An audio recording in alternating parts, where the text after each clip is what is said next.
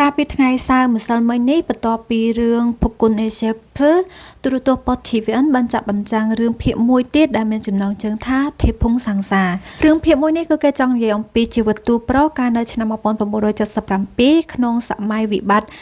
IMF ដែលទូប្រុសបានក្លាយទៅជាអ្នកពាណិជ្ជកម្មនាំចេញនាំចូលដ៏ថ្មីថ្មោងម្នាក់ហើយគាត់អត់មានទាំងលុយអត់មានទាំងបុគ្គលិកអត់មានទាំងអ្វីៗសម្រាប់លក់សាច់រឿងដំបូងគឺទូប្រុសគឺជាក្មេងស្ទាវម្នាក់ដែលគាត់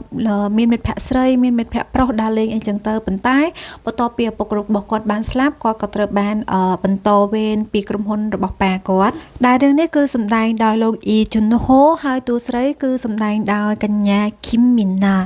សាច់រឿងនេះគ្រាន់តែភាគដំបូងគេគឺទទួលបានអ្នកទស្សនារហូតដល់ទៅ 5.9% អញ្ចឹងគឺវាល្អមើលខ្លាំងមែនតើហើយខ្ញុំនឹងរំពឹងនៅវគ្គក្រោយៗទៀតអញ្ចឹងអ្នកទាំងអស់គ្នាបើសិនជាចាប់អារម្មណ៍អាចមើលនៅក្នុងប៉ុស TVN ឬក៏មើលនៅតាម Netflix ឬក៏ TVing អីក៏មានចាក់ផ្សាយដែរ